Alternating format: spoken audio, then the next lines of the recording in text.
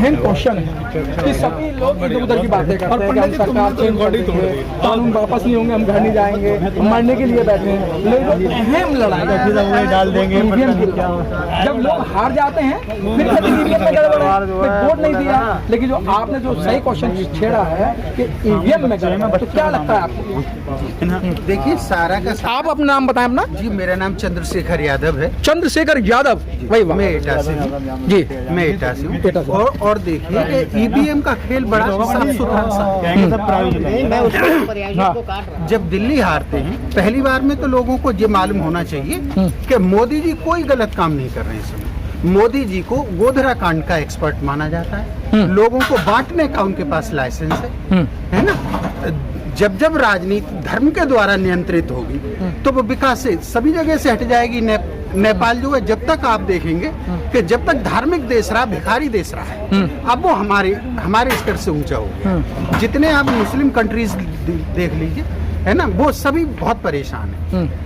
यादव जी आपने एक बहुत अच्छी ईवीएम का मैं एक बात बताऊंगा आपको कि दिल्ली में ईवीएम का एक एक्सपेरिमेंट किया उन्होंने 2014 के बाद। दिल्ली को हार जाना उनके लिए योजनाबद्ध तरीके से जी।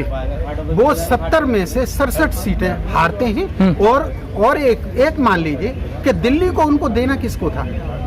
उनको देना था डॉक्टर हर्षवर्धन को, वो भी अग्रवाल थे। बनिया को देना था कहीं, केजरीवाल भी बनिया थे। जी जी जी, है ना। अब उनके एक काम से दो काम हो रहे थे। आरक्षण के दोनों विरोधी हैं, दोनों ही विरोधी हैं। और बीजेपी की बी टीम है। आप इसको कभी मत भूलिएगा, आम आदमी पार्टी। क्योंकि केजरीवाल जी जब नौकरी में थे तो उन्होंने एक एनजीओ बनाई और एनजीओ के द्वारा आरक्षण का सबसे पहले व्यक्ति जो विरोध करने वाले थे, और आरक्षण को दिल्ली में सबसे पहले इन्होंने खत्म किया। सर जी मैं आपको ये बताऊं कि जब दिल्ली में ईवीएम में बीजेपी हारती है तो आप बहुत शॉर्ट टर्म में देखेंगे कि 70 में से 67 सीटें हार जाती है मिली भगत बीजेपी जानबूझ के, और साथ ही साथ एमपी की जीत जाती है। क्या इसके वोटर जो अलग से आए थे कहीं से?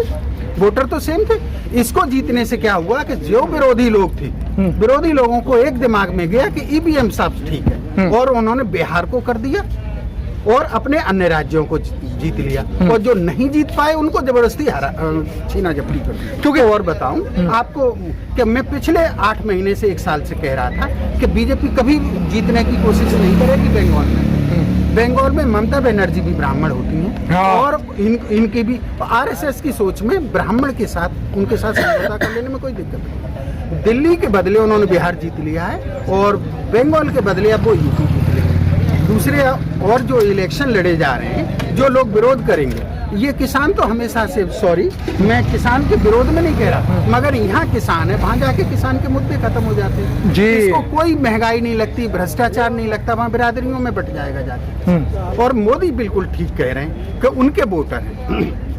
तो जब तक ईवीएम नहीं रोका जाएगा तब तक नहीं होगा। अब ईवीएम भी ऐसा लॉलीपॉप है जो सब खाना चाहते हैं। उनको लगता है कैसे ही कुछ हो जाए, बिल्ली के भाग से छींका टूट पड़े और हमें ये छींका मिल जाए जिसमें दही रखा है। अब कांग्रेस नहीं विरोध कर रही, क्यों? कांग्रेस भी ईवीएम के इशारे काम करेगी जी, है ना।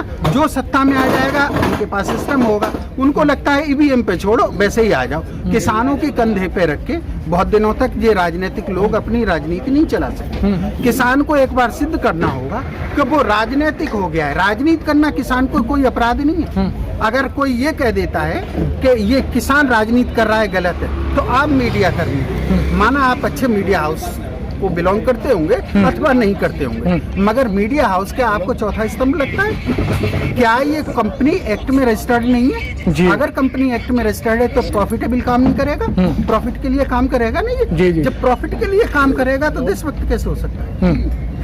आप बता दीजिए कैसे हो जाएगा देशभक्त? सबसे पहले तो इसको नॉन प्रॉफिटेबल काम में लेके आइए। अब आप प्रॉफिट में लेके आएंगे, सेकंड के हिसाब से उनकी समय बिक रहा है, टीआरपी इसमें बिक रहा है। टीआरपी उनके डिसाइड करती है। 30,000 करोड़ का टीआरपी का बजट होता है जो सेकंड के हिसाब से दिया जाता है। तो आप किस राजनीति को क्यों ऐसा कर देना? अच्छा यादव जी, यहाँ देखने में ये आया है, जो यहाँ बकता हैं, जो बक रहे हैं, जो अपनी बात कह रहे हैं, वो कह रहे हैं भाई हम कोई राजनीति नहीं कर रहे हैं, हम तो अपना कृषि कानून बिल को वापस कराना चाह रहे हैं और एमएसपी पे बिल चाहते हैं। तो आप जिनको चुन के लाएंगे, क्या वो लोग आपकी बात कहेंगे? जिन पे आपने भरोसा किया था वो आपकी बात कहेंगे? तो आप क्यों नहीं सत्ता में आना चाह रहे? नहीं, इनको ये मालूम है। आपको मैं बताऊं कि यहाँ बैठ के भी इतनी बात डेयर से कहनी चाहिए। इन सबको मालूम है कि ये कभी किसान रहते नहीं है इलेक्शन के टाइम। जी हाँ। जब और लोग किसी और मुद्दे पे चुनाव लड़ रहे होंगे तब ये किसान ने कभी साथ नहीं दिया होगा। तो ये वाले भी साथ नहीं दिए हैं किसी का, तो इनको मालूम है ना कि हमें भी लोग साथ नहीं देंगे। अगर दम है तो उतर के आओ। राजनीति करना पवित्र काम है।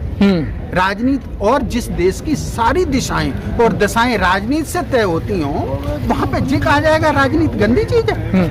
भाई अगर कोई ये कहता है कि पैसे के पीछे मत भागो, तो क्या पैसा आपके पास आएगा? नहीं आएगा। भाई कैसे आ जाएगा? अगर आप जो साधु लोग हैं वो भजन नहीं करेंगे, है ना, तो उनके पास उनका जो उनका मोटो है वो क्या क्लियर हो रहा है? इसलिए राजनीति में आओ, सत्ता को उखाड़ फेंकने का जज्बा पैदा करो। वही बात आती यादव जी, वही बात। एक साल से मोदी जी ये कह रहे हैं और वो कहीं ना कहीं है कि आप ये सिद्ध नहीं कर पाए हैं कि आप उनका कुछ बिगाड़ पाएंगे। कभी आपको मुट्ठी भर बता रहे हैं, कभी पाकिस्तानी, कभी आतंकवादी बता रहे हैं। ये क्यों बता रहे हैं? संभव तो ऐसा है, उनको उनके पास एक एक जगह की जानकारी है। आरएसएस के पास उनको मालूम है ये इस बिरादरी का आदमी, मैं इस बिरादरी को वोट करूंगा। आप इस समय समझ लीजिए, अगर पब्लिक बहुत अच्छी है, पब्लिक अच्छी हो जाए तो राजनीतिक दल के लोग ही क्यों जीत रहे हैं, क्यों मांग रहे हैं टिकट उनसे?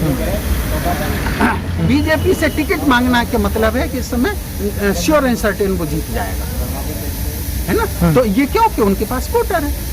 अब जिनके पास वोटर नहीं है, अगर वो बहुत होशियार है तो योगी जी होशियार है तो बीजेपी से निर्दलीय लड़के जीत लो, मालूम पड़ जाएगी आपको कि आप बहुत अच्छे हैं, है ना। निर्दलीय नहीं जीत पा रहे हैं आप, इसका मतलब आप अच्छे नहीं हैं। दूसरे बीजेपी के लिए आप एक और बात कर रहे हैं कि योगी जी को अनाउंस नहीं किया, तो भैया योगी जी को तो उन्होंने पहले भी अनाउंस नहीं किया। योगी जी आए हुए व्यक्ति नहीं, योग्यता अनुसार नहीं आए, वो आरएसएस के पैटर्न पे आए हैं, आपको थोप दिए गए। और उस आदमी की योग्यता ही नहीं है भाई। जिस देश को आप, जिस राजनीति को आप धार्मिक बना दिए हैं, है ना, आप धार्मिक बना के देश को कहाँ ले जाना चाहते हैं? अगर धर्म से काम चलना था तो 33 करोड़ हैं तो यहाँ आपके, और मिसाइल क्यों खरीद रहे हैं आप? अच्छा, आप इतने भक्त हैं, केदारनाथ के भक्त हैं, वहाँ पर जूता पहन के केदारनाथ भगवान को दर्शन देने मीडिया ले गए, फिर नहीं, फिर आप 8,500 करोड़ का विमान क्यों खरीद रहे हैं?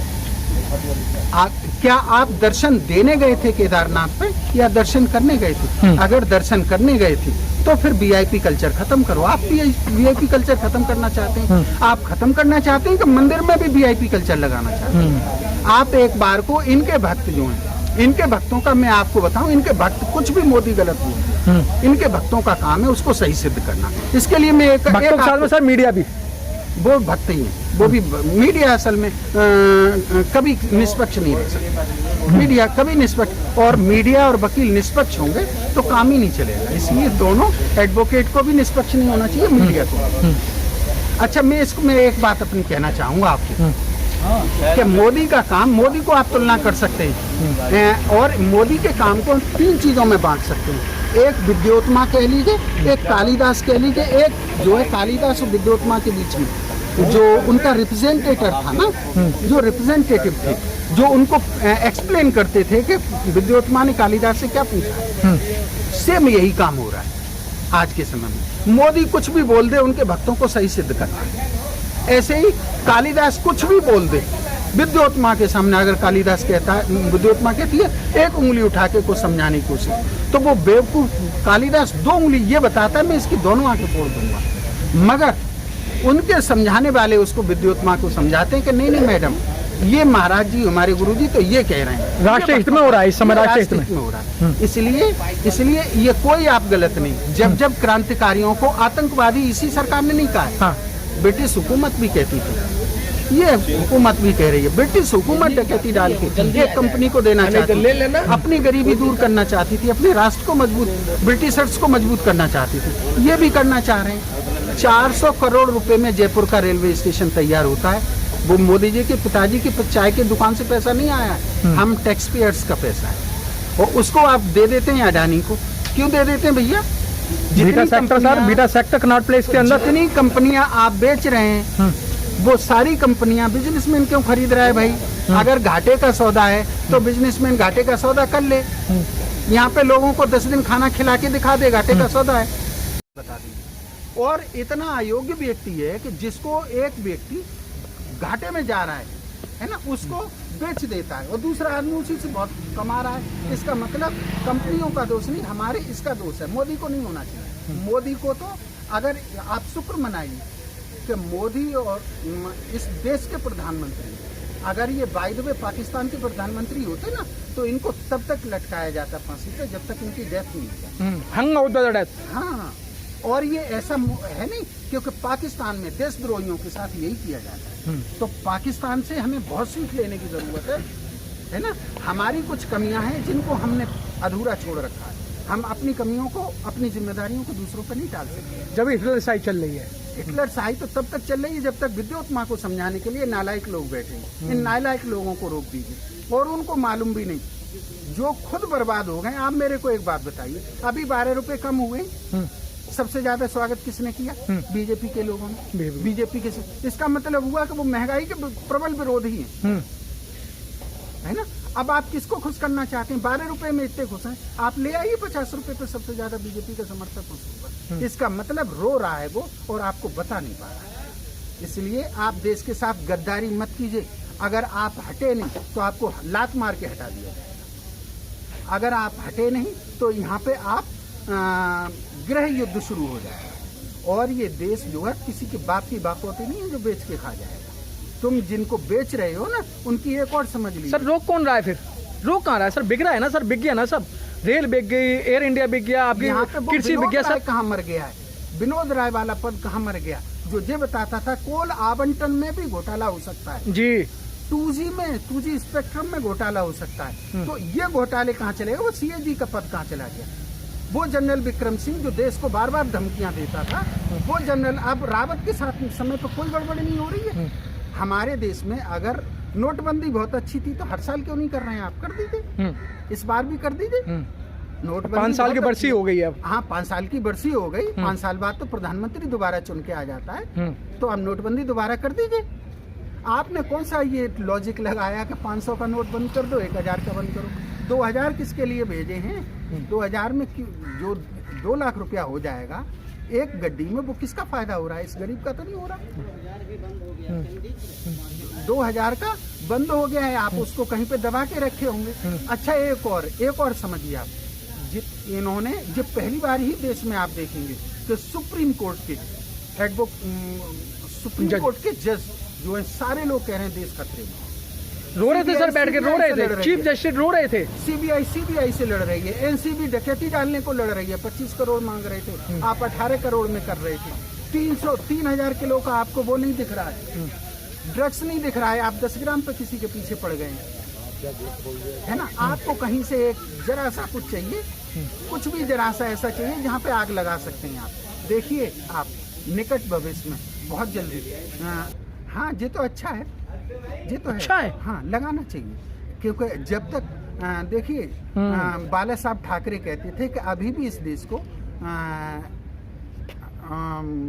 हल्के वाले तानाशाह की जरूरत। तो ये वाले जो तानाशाही चल रही है ना, है ना। एक मैं आपको थोड़ा सा उसमें ले जाऊं कि जब कंस के यहाँ पे कृष्ण का जन्म होने को था तो ये कहा 8वां पुत्र तुम्हारा काल बनेगा।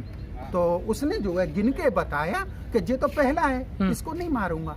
जैसे ही दया आई दिल में तो कंस के पापों का कुछ वजन कम होने लगा, कृष्ण के जन्म का समय बढ़ने लगा।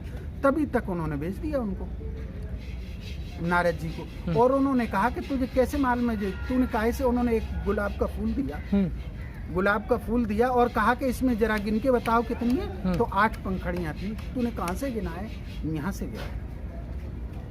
तो यहाँ से नहीं गिन, अब यहाँ से गिन। तो आप कहाँ से शुरुआत कीजिए? आप इस देश को दोबारा जरूरत पड़ेगी। और अंग्रेजों वाला इतिहास, 1857 वाला इतिहास अब दोबारा लिखा जाएगा। पहले ब्रिटिशर्स गए थे, अब RSS के लोग जाएंगे। ब्रिटिशर्स हमेशा आतंकवादी कहता था आंदोलनकारियों को, ये भी आतंकवादी थे। तो आप इसका स्वागत कीजिए और बढ़ाने दीजिए, और जज्बे चाहिए, कुर्बान होने के लिए लोग चाहिए। यहाँ इससे ज्यादा और कहाँ आप ढूंढ के लाएंगे? उनकी छाती पे बैठे हैं लोग। उनका देश का सौभाग्य, देश का सौभाग्य कि यहाँ पे जाटों से भिड़ गए हैं। अगर ये जाटों से न भिड़े होते, यहाँ पे कहीं मुसलमान और यादव और जाटव बैठ गया होता, जाटव और मुसलमान बैठ गया होता ना यहाँ पे, तो ये कत्लेआम करा दी थी। ये तो दुर्भाग्य है उनका कि यहाँ पे ये बैठ गए हैं। अगर इनको हटा लीजिए आप थोड़ी देर, सामने बैठा तो ठोको नीति चालू हो जाएगी।